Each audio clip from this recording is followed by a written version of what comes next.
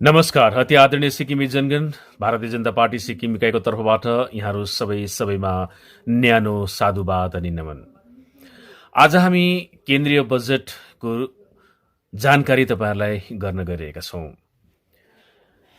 एक बहुआयामिक र बहु दूरदर्शिताको परिकल्पना र देशलाई आत्मनिर्भर, देशलाई अर्थनिर्भर र एक शक्तिशाली देश र विश्व गुरुको परिकल्पना लिएर राष्ट्रमा, केन्द्रमा भारतीय जनता पार्टी शासित केन्द्र सरकार हामी समक्ष छ र केन्द्रले जुन वर्षैपछि बजेट तयारी गरिरहेको छ, यसले एउटा अर्थव्यवस्थामा नयाँ आयाम थपिरहेको जानकारी तपाईलाई हामी जानकारी गराउन चाहन्छौं।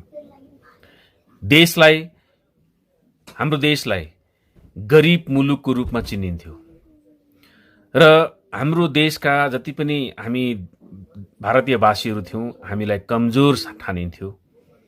तर आज विश्वले नै भारत देश सर्वशक्तिमान छ र विश्व गुरुको रूपमा अगाडि बढ्न गइरहेको छ र भारत एक शक्तिशाली राष्ट्रको रूपमा अगाडि बढिरहेको छ भनेर चिन्हित गरिरहेका छन्।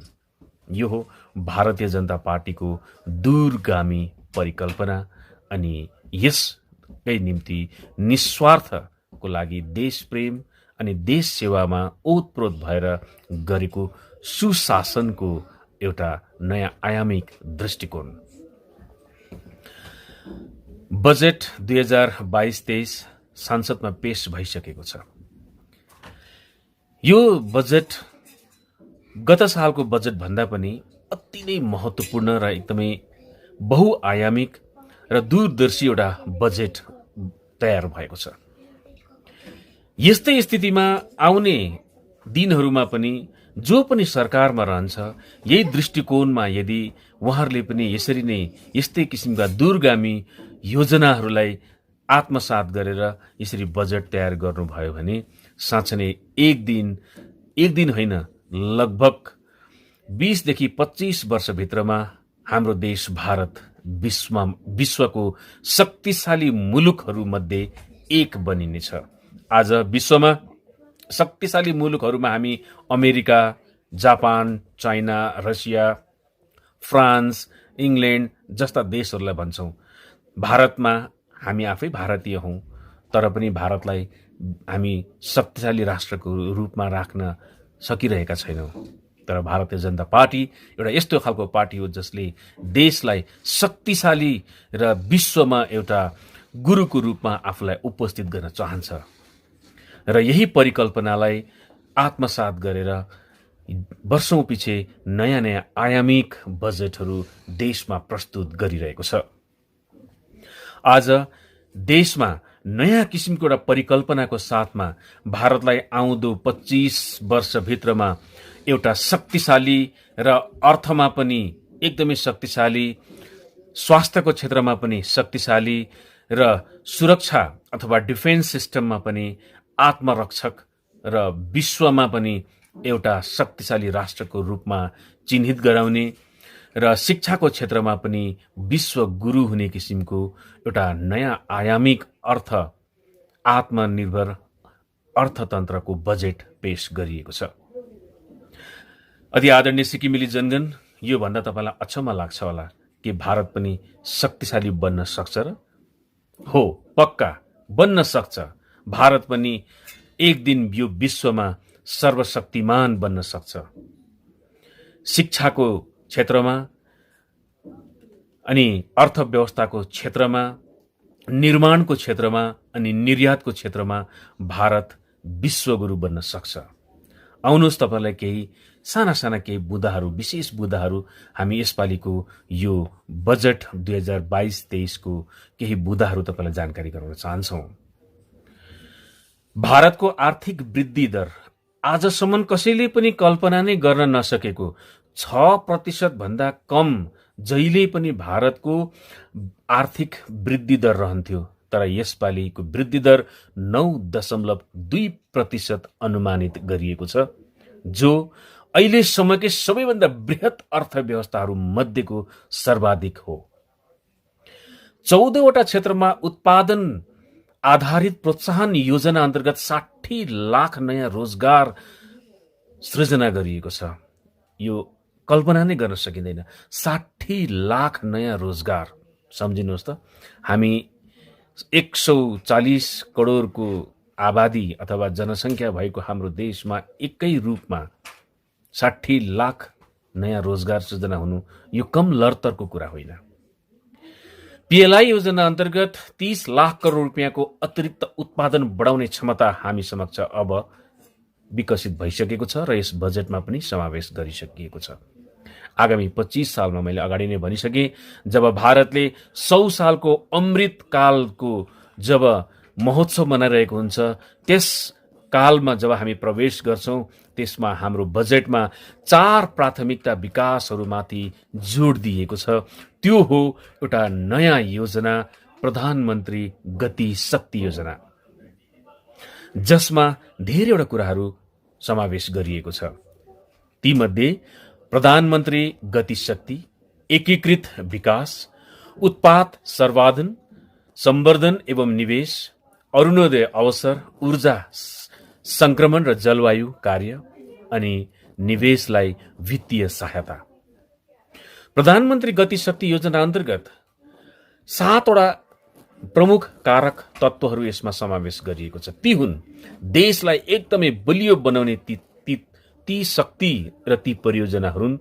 हाम्रो देशको सडक जुन धेरै जग्गामा जीर्ण अवस्थामा छ, अब सडकको सुदृढीकरण गर्ने योजना समावेश गरिएको छ भने देशको एउटा आत्मा मानिने रेलगाडी र यो रेल मार्गको पनि विकसित गरिने, हवाई मार्गलाई पनि विकास गरिने, विमानपत्तनहरूको विकास गरिने, माल परिवहनहरूको विकास गरिने, जलमार्ग र प्रचलन पूर्वाधारहरूमा पनि विकास गर्ने एउटा नयाँ यी 7वटा कारक तत्त्वहरूलाई, कारक विषयहरूलाई प्रधानमन्त्री गति शक्ति योजना अन्तर्गत समाविष्ट गरिएको छ।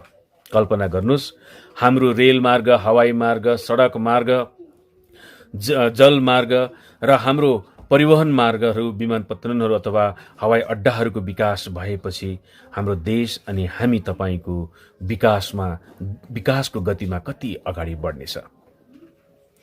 यसै गरी प्रधानमन्त्री गति शक्ति योजना अन्तर्गत आर्थिक परिवर्तनका सबै 7 कारक निर्वाध बहुपक्षीय कनेक्टिभिटी र प्रचलनको परिधिमा आउनेछ। राष्ट्रिय पूर्वाधार पाइपलाइनमा यी 7 कारकसँग जोडिएका परियोजनालाई प्रधानमन्त्री गति शक्ति संरचनासँग जोडिनेछ।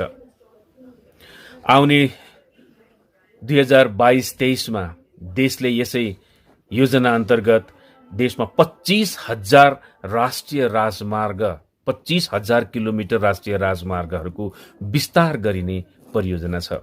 हाम्रो पनि एउटै मात्रै राजमार्ग जसलाई हाम्रो आत्मा मानिन्छ, यो राजमार्गले पनि काँचुली फेर्ने सम्भावना प्रबल बढेर गएको छ र आउँदो दिनमा यो सपना पनि साकार हुनेछ। हामी भारतीय जनता पार्टीको तर्फबाट तपाईँहरूलाई भन्न चाहन्छौँ, हाम्रो राष्ट्रिय राजमार्गले पनि काँचुली फेर्नेछ।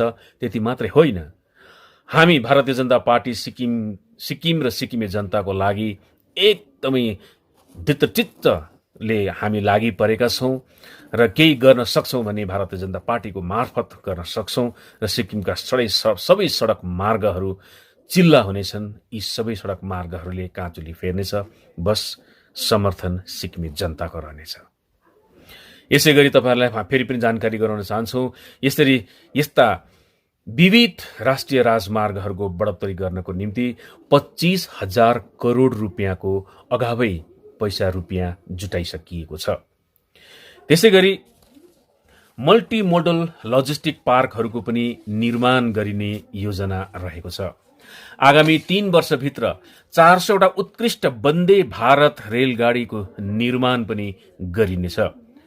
तपाईहरुलाई फेरि पनि जानकारी गराउन चाहन्छु, राष्ट्रिय रोपवे विकास कार्यक्रम एउटा अलौकिक विकास कार्यक्रम अगाडि ल्याएको छ यस बजेटले, जसले पर्वतमालालाई पीपीपी प्रारूपमा ल्याउनेछ। पीपीपी प्रारूप भन्नाले पब्लिक प्राइभेट पार्टनरसिपको अनुरूप, जसले 2022-23मा 60 किलोमिटर लामो 8वटा रोपवे परियोजनाको निम्ति ठेक्का प्रदान गरिनेछ।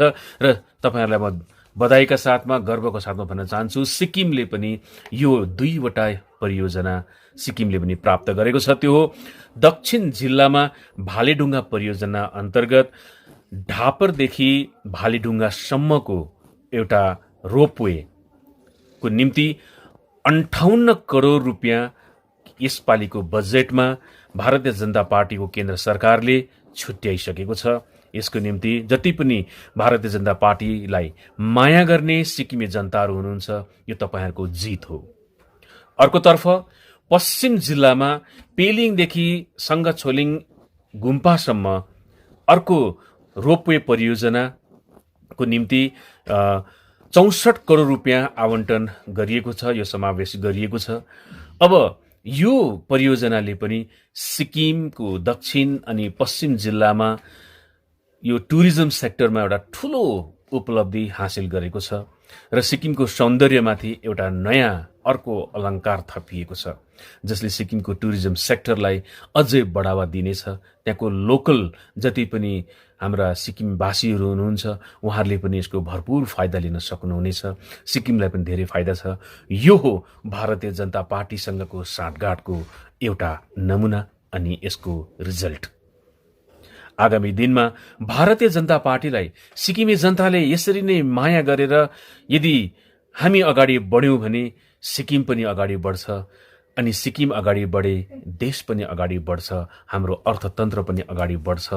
हाम्रा सिक्किमे जनताहरूले पनि नयाँ नयाँ विकासका नयाँ नयाँ परियोजनाहरू सिक्किममा भित्रिने सम्भावनालाई हामी नकार्न सक्दैनौँ। सँगसँगै सिक्किमका जति पनि मुद्दाहरू छन्, राजनैतिक मुद्दादेखि लिएर अन्य विविध मुद्दाहरूलाई पनि मात्र अनि मात्र यदि समाधान गर्न सक्छ भने त्यो हो भारतीय जनता पार्टी अनि भारतीय जनता पार्टीको साथ। यही कुराहरूलाई अहिलेसम्म राखेँ। अन्य विविध विषयहरू पनि आगामी दिनहरूमा यहाँहरूसम्म राख्छु। अहिलेलाई धेरै लामो भिडियो भएकोले गर्दाखेरि यी अन्य विषयहरू आगामी दिनमा फेरि पनि राख्ने यहाँहरू समक्ष अनुमति माग्दै म राजु गिरी यहाँहरूबाट बिदा चाहन्छु। जय भारत,